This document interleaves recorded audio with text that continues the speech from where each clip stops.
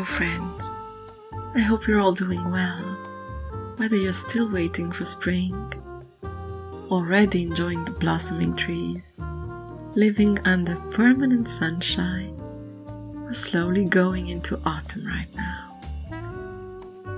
There is beauty in every season, and never-ending wisdom in enjoying what we have right now.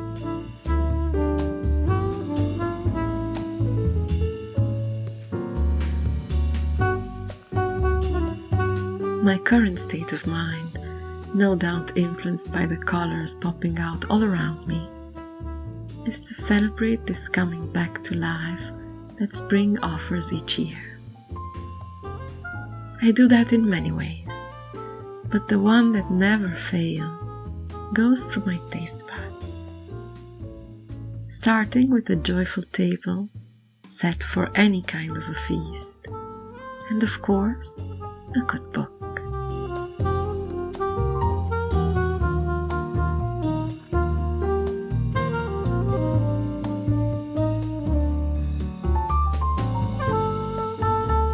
You've already seen some of my food memoir favorites.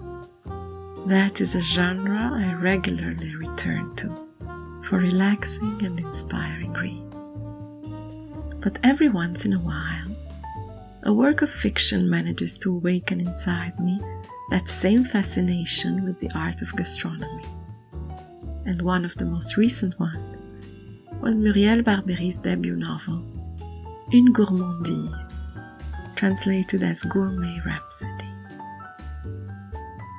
You probably know of Muriel Barbery thanks to her best-selling novel, Elegance du hérisson, the elegance of the hedgehog, an ode to old-school Parisian lifestyle.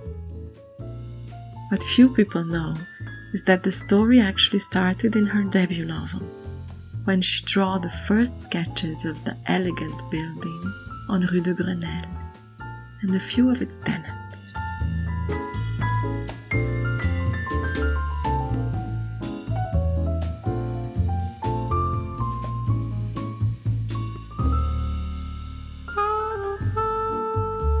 Gourmet Rhapsody is a succession of memories, like the frames on a museum wall, each one presented from another point of view, but with a central one being more present and imposing.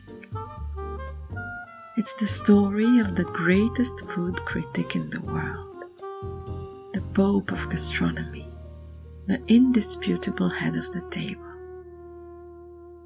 On his deathbed, he's searching for a special flavor, a taste of childhood or adolescence, that gustatory memory that is greater than any gourmet meal. His search brings back memories, unforgettable feasts of family gatherings, of exquisite restaurants, picture frames of sublimated aromas. These alternate with other people's views on his life, slightly less exuberant and certainly less flattering for him, a kind of dark side of the moon, to confirm that no life is made only of pleasure.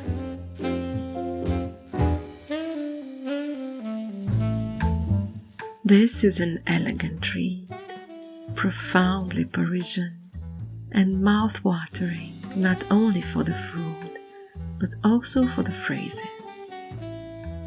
The original text is one of my favorite contemporary expressions of the French language, so I can only hope the translations live up to the challenge.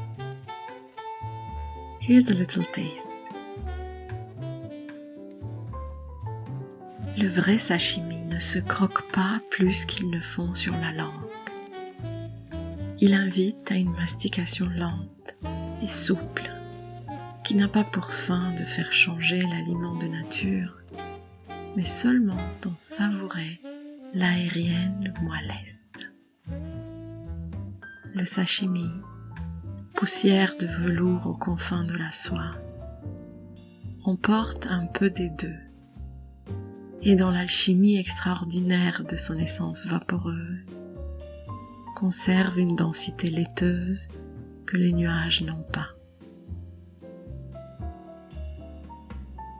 True sashimi is not so much bitten into as allowed to melt on the tongue. It calls for slow, supple chewing, not to bring about a change in the nature of the food, but merely to allow one to savor its airy, satiny texture.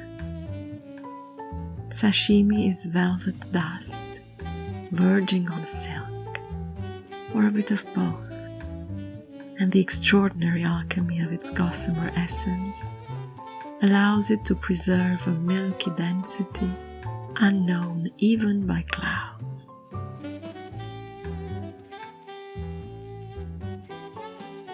To accompany such a fascinating read, I'm making myself one of the quintessential French cocktails served as an aperitif, a kir.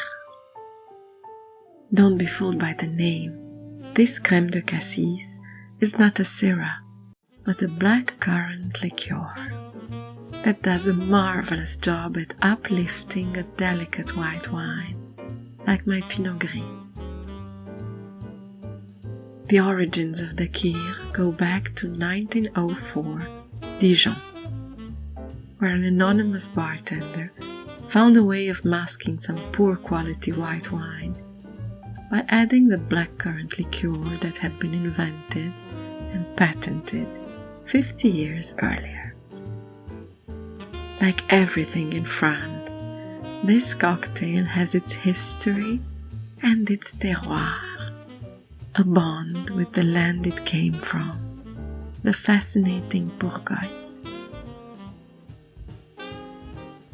Gourmet Rhapsody is such an extraordinary aperitif in its most elementary meaning of opening up one's appetite.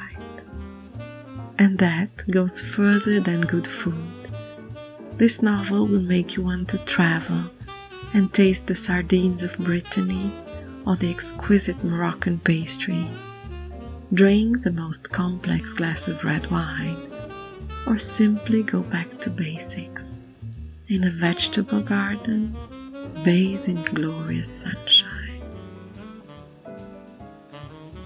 The raw tomato, devoured in the garden and freshly picked, is a horn of abundance of simple sensations, a radiating rush in one's mouth that brings with it every pleasure.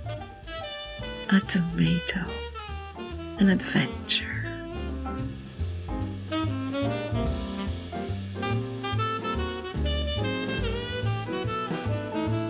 Yet there is another quote that inspired a special detour going home from work one evening.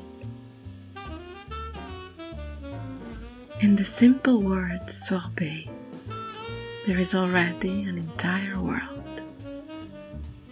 You have already opted for lightness, already chosen refinement. You're offering airy vistas while refusing a heavy land-bound track with close horizons. Airy indeed. The sorbet is airy, almost immaterial. It froths ever so slightly as it makes contact with your world. Thus I sat upon the orange sorbet, tasted it as a man in the know, certain of what I was about to discover, but attentive all the same to what were ever-changing sensations. And then something stopped me. I had tasted the other iced waters with the peace of mind of one who knows his stuff. But this sorbet, this orange one, was a cut above all the others. The orange sorbet becomes a bit of an obsession for our main character, and so I found myself intrigued by something that never seemed that special to me before. But one thing was for sure: the place to discover such a delicate delight could be none other than Berthillon. One of the best-kept secrets of Paris resides on the miniature island of Saint-Louis, nestled right next to the greater, more famous Île de la Cité, home of the Notre Dame Cathedral.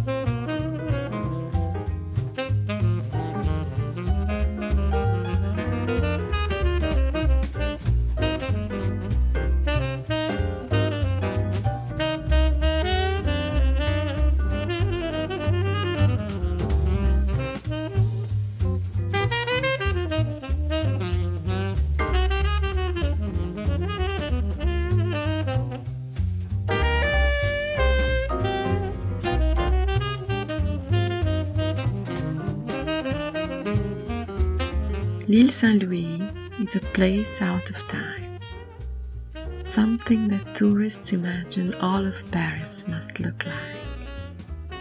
And even though every other café on the island has a Berthillon ice cream sign up front, this is still a niche subject, with many Parisians having never tasted a scoop of the magic.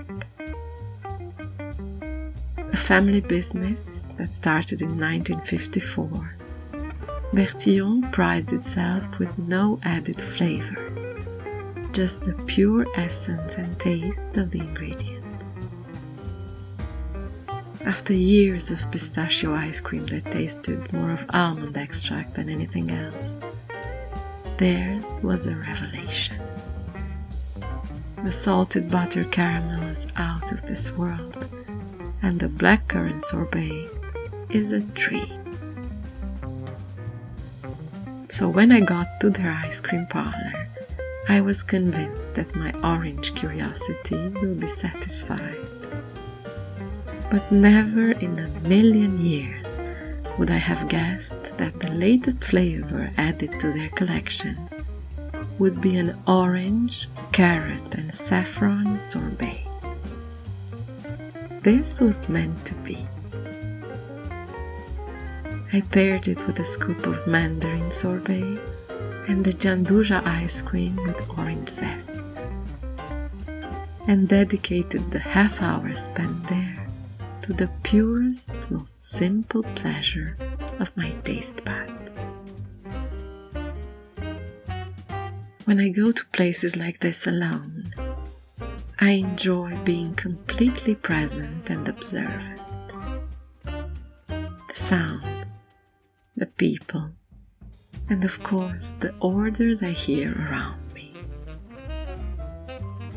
Roasted pineapple and basil, rosewater raspberry, black chocolate mint, lemon thyme, lavender, wild strawberry and rhubarb, marron glacé with a touch of rum, or black cherries.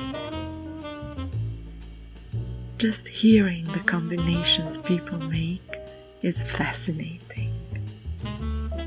A place to come to whenever you need to marvel at something.